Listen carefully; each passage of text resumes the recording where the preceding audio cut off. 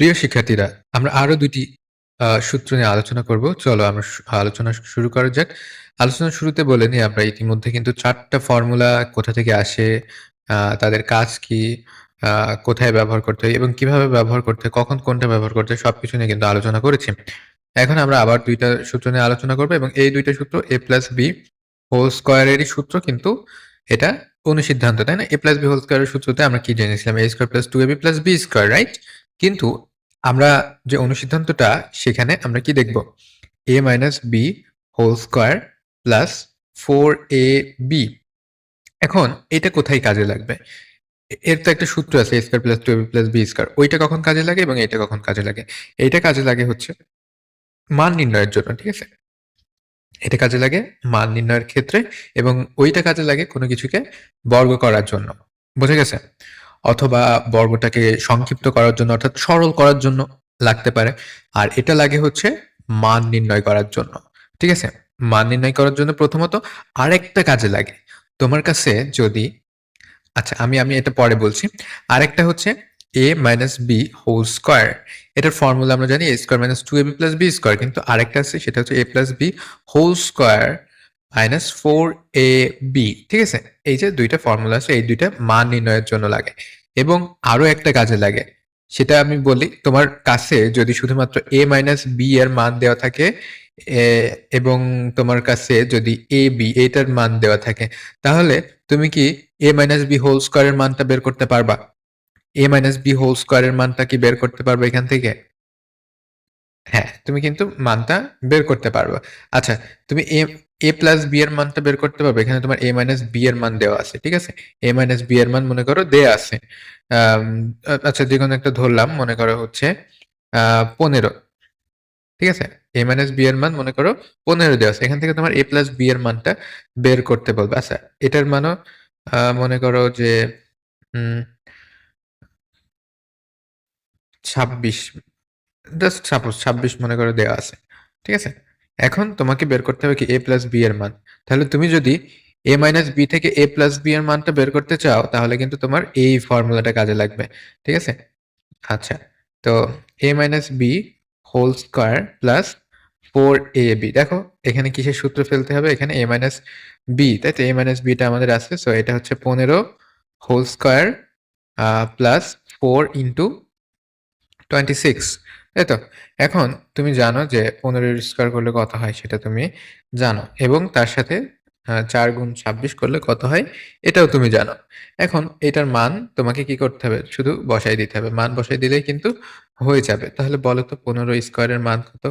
দেখি মনে আছে কিনা? মনে করো তো 15 স্কয়ারের মান কত? মনে পড়ে? রাইট। 15 স্কয়ারের মান হচ্ছে 225, তাই তো? 225। কি মনে মনে আছে? আমি কিন্তু বলেছিলাম যে ১ থেকে ২০ পর্যন্ত প্রত্যেকটার বর্গ মনে রাখতে। ঠিক আছে? ৪ গুণ ২৬, তাই না? ৪ গুণ ২৬ কত হয় বলো তো? ৪ ছক ২৪, ১০, হ্যাঁ, ১০৪। তাহলে ১০৪ আর হচ্ছে ২২৫ কত হয়? ৩০০ ৩২৯, ঠিক আছে? সরি, ৩০০ ৩২৯। এখন তুমি এখান থেকে কিন্তু a প্লাস b এর মানটা কিন্তু বের করতে পারবে। এখানে a plus b whole square সমান যদি ৩২৯ হয়, তাহলে শুধু a প্লাস b কি হবে? রুট ওভার ৩২৯, তাই না? অর্থাৎ আমি উভয় পক্ষকে রুট করলাম। উভয় পক্ষকে বর্গমূল করলাম। তো রুট করার ফলে কি হবে? এখানে স্কয়ারটা উঠে যাবে। a প্লাস b থাকবে শুধু এবং এখানে রুট 329 এটা থাকবে। ঠিক আছে? তো এই ফর্মুলা ব্যবহার করে আমরা কি করতে পারি? মান নির্ণয় করতে পারি এবং আর কি করতে পারি? a প্লাস b দেয়া থাকলে আমরা a মাইনাস b বের করতে পারি, আর a মাইনাস b দেওয়া থাকলে a প্লাস b এর মানটা বের করতে পারি। ওয়ে বা উপায়টা কিন্তু আমি দেখালাম। ঠিক আছে? a প্লাস b এর মান থাকলে a মাইনাস b বের করতে পারবো, আর a মাইনাস b এর মান থাকলে a প্লাস b এটা বের করতে পারবো। আশা করি বোঝা গেছে যে এই ফর্মুলাটার কাজ কি। ঠিক আছে? আসল কাজটা কি? এখন তোমার যদি a মাইনাস b এটার মান বের করতে বলে, হ্যাঁ, এটার মান যদি বের করতে বলে, তাহলে কি করবা? কোন ফর্মুলায় ফেলবা? নিশ্চয়ই এই ফর্মুলায়। তোমার কাছে যদি a মাইনাস b দেয়া থাকে তাহলে কোন ফর্মুলা ইউজ করবা? এই ফর্মুলা, তাই না? কারণ এখানে তুমি a মাইনাস b এর মানটা বসাবা।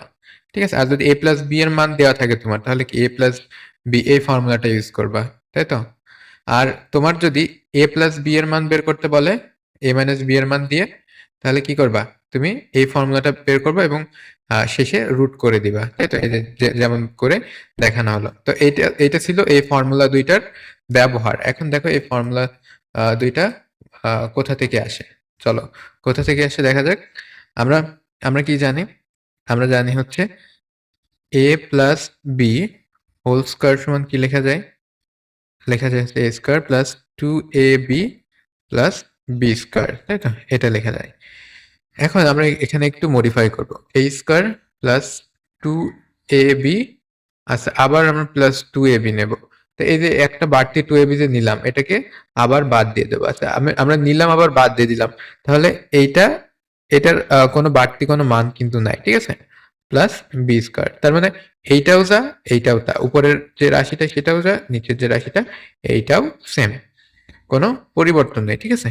এখন এখন দেখো, এখন একটু সাজিয়ে নাও। a স্কয়ার এ মাইনাস এটা সামনে রাখলাম, 2ab আর b স্কয়ারটা এখানে রাখলাম, b স্কয়ার আর 2ab আর 2ab যোগ করে হয় কি 4ab, ঠিক আছে? এটা দেখো তো, এই যে এটা কিসের কিসের ফর্মুলা বলো তো? a square minus 2ab plus b square কিসের ফর্মুলা বলো তো? Exactly a minus b whole স্কয়ারের ফর্মুলা প্লাস 4ab, ঠিক আছে? 4ab। আচ্ছা আমরা বলো, তুমি বলতে পারো যে এখানে 2ab কেন নিলাম এক্সট্রা, আর এই 2ab কেনই বা বাদ দিয়ে দিলাম?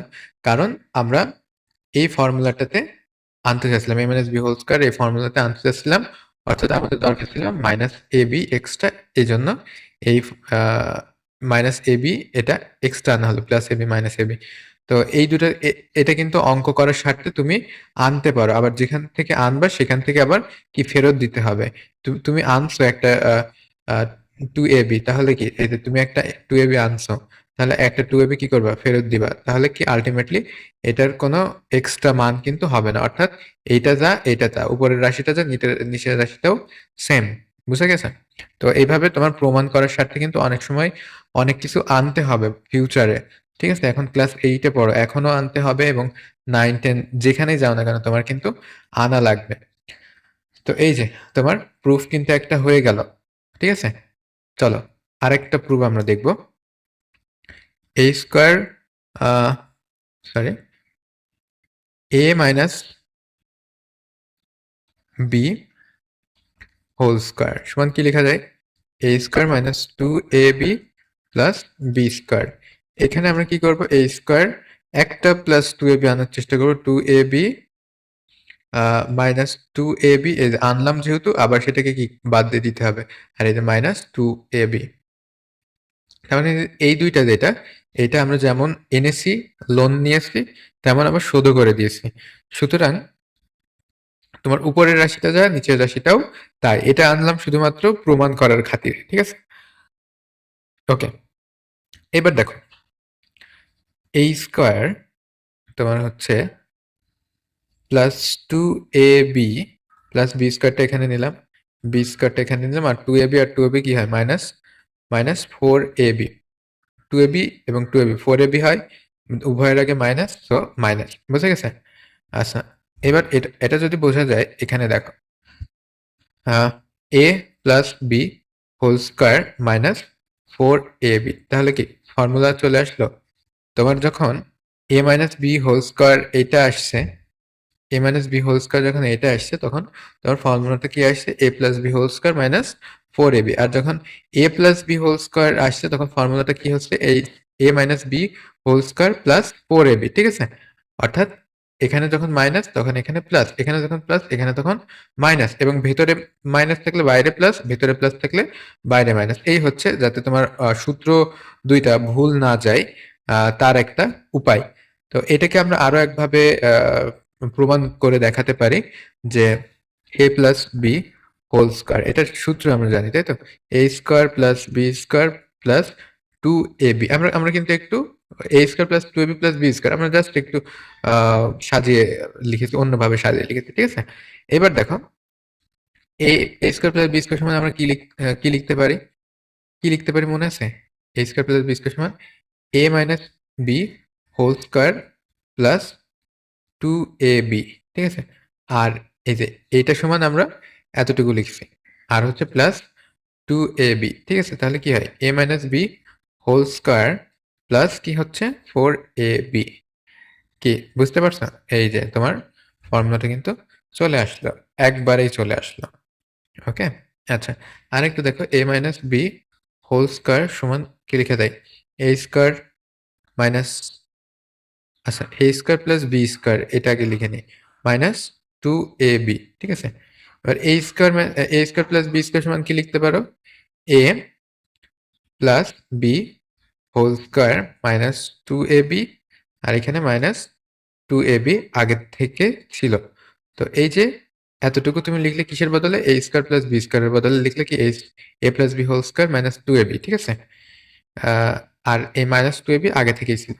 যাই হোক, দেখো তাহলে আলটিমেটলি কি হয়? A plus B whole square minus 2ab কি হয়? 4ab, দুইটার আগে মাইনাস, এজন্য মাইনাস 4ab। বোঝা গেছে সূত্রটা কিভাবে আসে? এখন দেখো এই সূত্রটা প্রয়োগ করার নিয়ম দেখো। তোমার কাছে যদি a প্লাস বি এর মান দেওয়া থাকে, ঠিক আছে, এবং a b এর মান দেওয়া থাকে, হ্যাঁ, তাহলে তুমি কি বের করতে পারবা?